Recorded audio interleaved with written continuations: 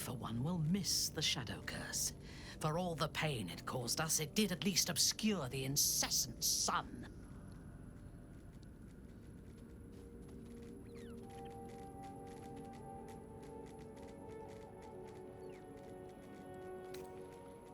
A true soul came to my city preaching a message of togetherness, accompanied by 2 novices. Menzoberranzan is not fertile ground for such messages. I killed them and hanged their bodies in my garden.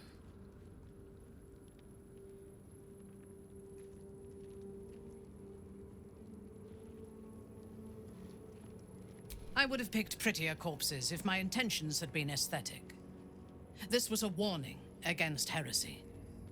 I was not content with the warning, though. I intended to wage war on their insolent god and the rest of its followers. Even as the flesh sagged and sloughed away from their eyeless skulls, their audacity infuriated me. I had to know where they came from. And whoever sent them was counting on my curiosity overcoming my caution.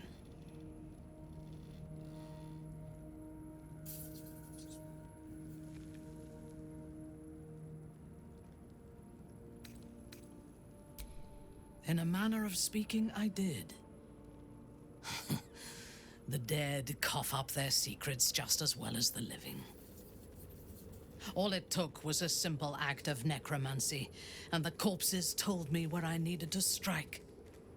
Moonrise Towers.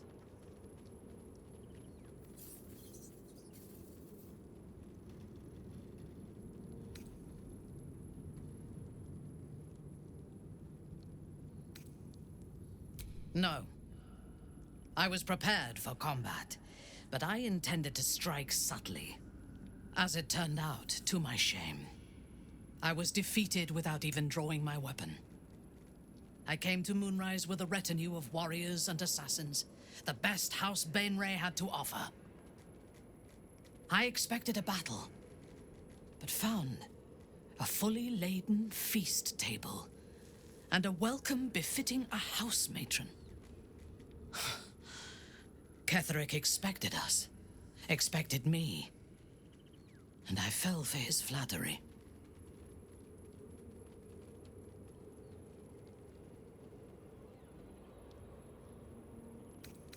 It is a mistake I hope never to repeat. Ketheric proposed an alliance between Moonrise and Menzoberranzan.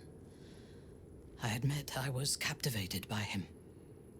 He invited me to the head of his table as his guest of honor. I was wary, of course.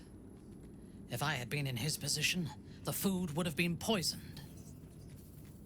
It was not the food I should have been wary of. It was the pale woman at the foot of the table.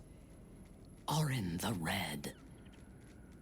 We had barely begun to eat when she spoke for the first time. I only caught one word, my name. Then, quick as lightning, she climbed onto the table, a dagger in each hand, and skipped toward me, slicing the throats out of my men as she passed them.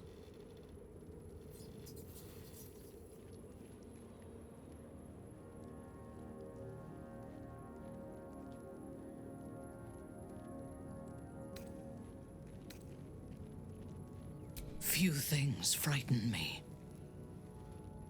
Orin is one of them. Ketheric held me still, his hand on my shoulder, the grip tight enough to crack the bone. When Orin stood before me, she touched the dagger to my eye, drawing out a tear of blood. "I want this one," she said. Ketheric nodded his permission, and I was taken below. You've seen the horrors of the colony. Orin kept me there for days. She forced me to watch as my men were processed. Some for food, others as thralls. And then she placed the tadpole in my eye herself.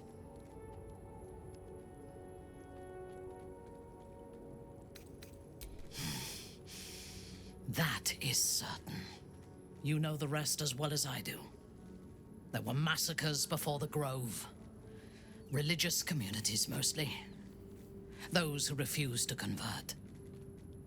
Then there was you, and now there is freedom. Soon there will be vengeance.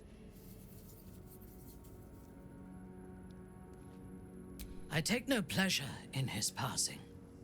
Whatever faults he may have had, Ketheric was a great leader.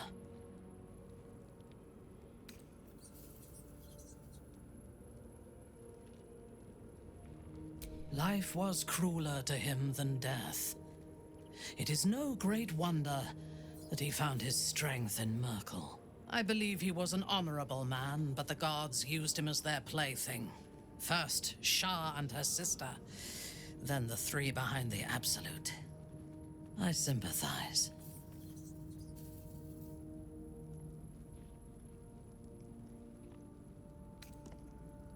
As are we.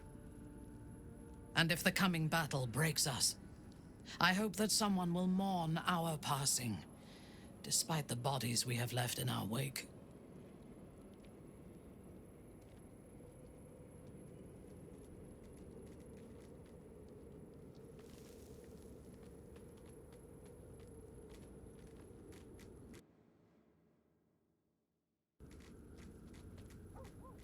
A disparate collection of vagabonds and strays.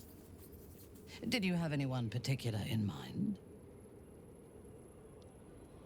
She is intelligent, strong, and capable as both a leader and a fighter. An impressive woman. It is a shame that she devotes all of her talents and experience to the futile cause of the Harpers. Their devotion to preserving balance is pathetic.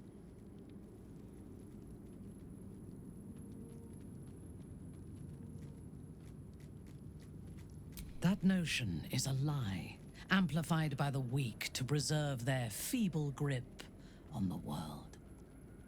There are organizations like the Harpers in every realm and every culture.